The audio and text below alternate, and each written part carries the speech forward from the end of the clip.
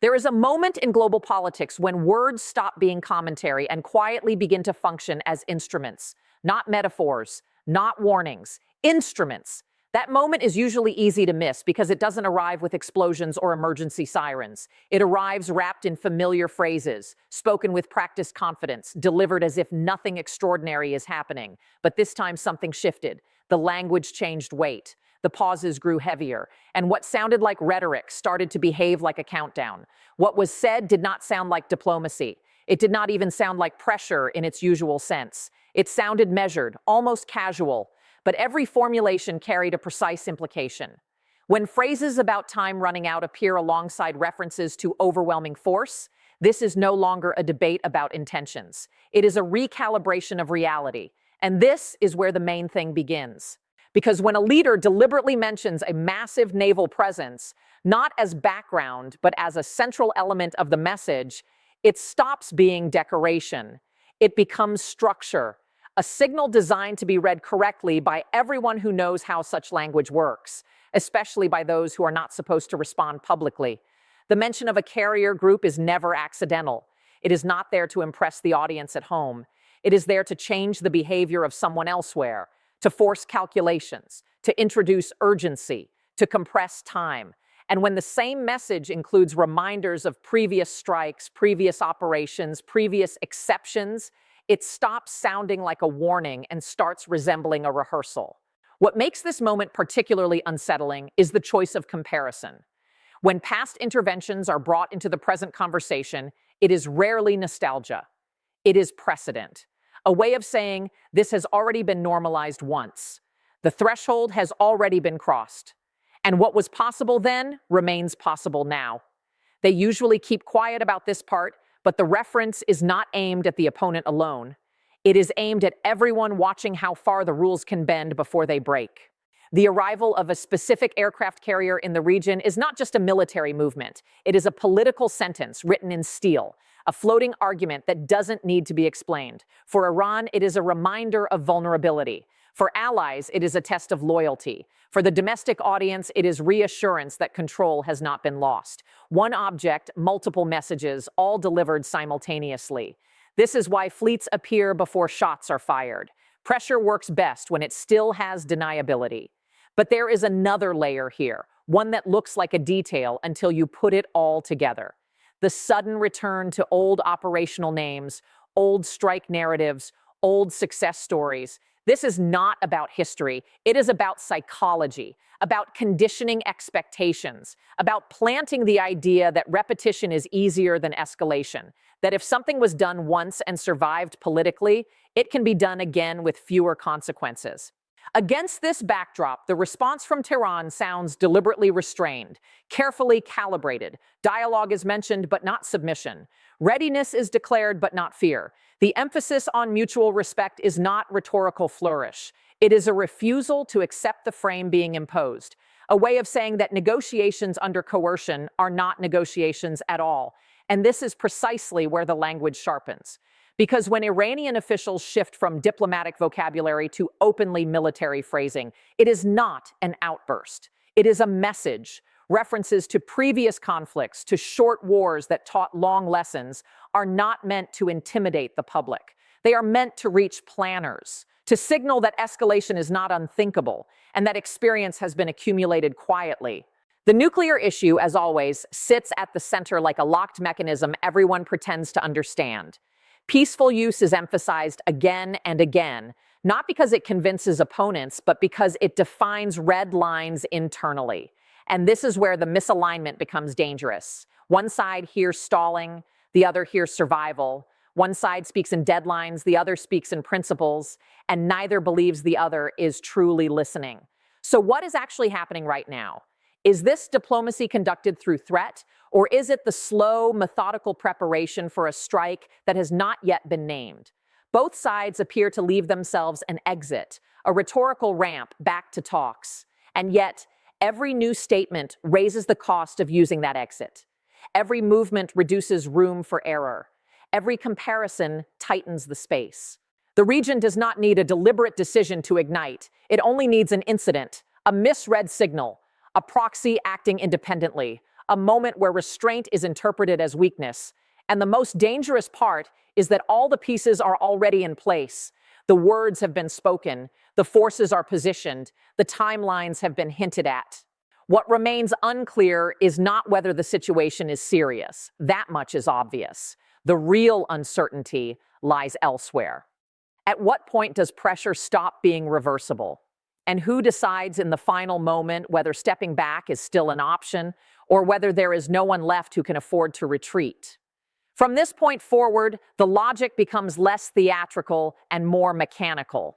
What looks like emotional rhetoric on the surface is, in fact, a sequence of constraints being quietly assembled. Each statement narrows the range of acceptable outcomes. Each movement removes one more illusion of spontaneity. This is no longer about persuading the other side. It is about shaping the environment in which decisions will be made. The fleet is not there to start a war. That is the part everyone says out loud. The part they usually keep quiet about is that the fleet's real function is to make non-action costly.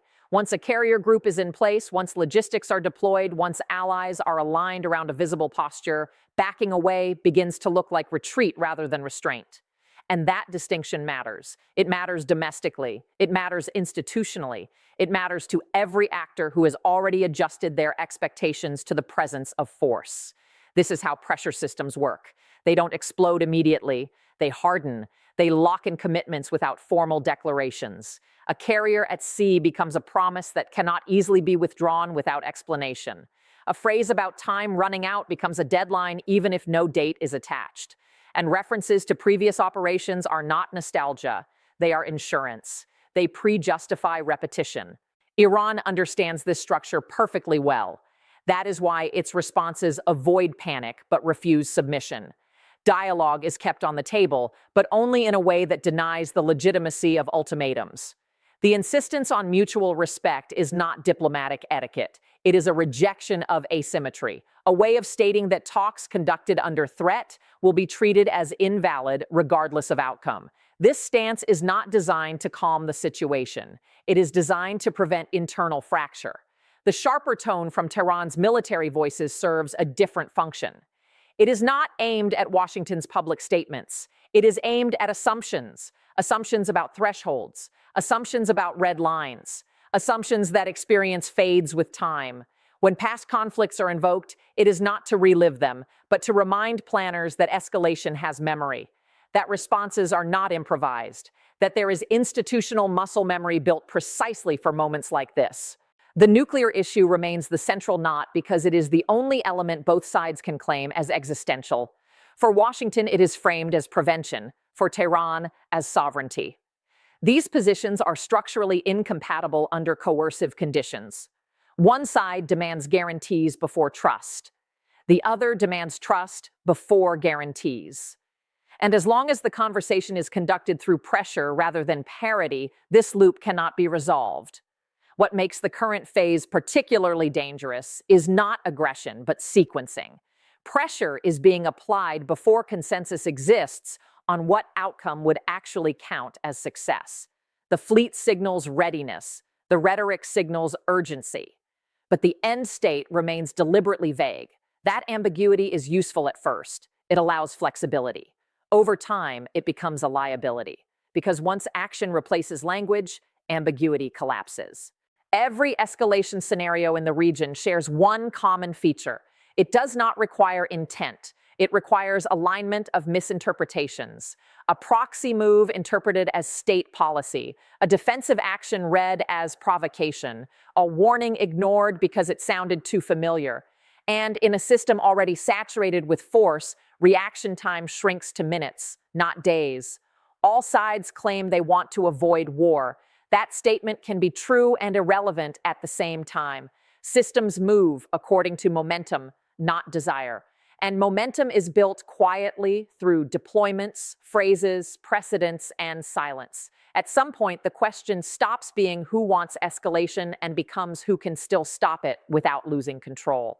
This is not the edge of war in the dramatic sense. It is the edge in the structural sense, where choices still exist, but each one carries a cost that someone must accept publicly. And the longer this configuration holds, the fewer actors remain capable of absorbing that cost. The world is watching a familiar pattern assemble itself again, but familiarity does not reduce risk. It increases complacency. The mechanisms are in place. The language has hardened. The exits are still visible, but narrower than they appear. And the most unsettling possibility is not that someone will choose conflict deliberately, but that the system will arrive there without anyone formally deciding to go. What is still missing from most public interpretations is the economic and infrastructural layer that sits beneath the military choreography. Naval deployments and ultimatums are only the visible surface. Underneath, there is a dense network of energy routes, insurance markets, shipping corridors, and financial exposure that reacts faster than armies ever do. Even the suggestion of escalation in the Persian Gulf begins to distort risk calculations far beyond the region. Freight rates adjust. Insurers quietly rewrite clauses. Energy traders hedge not against war, but against uncertainty. And uncertainty in this system is often more destabilizing than conflict itself. Iran's leverage has never been limited to missiles or nuclear centrifuges. It lies in geography and timing.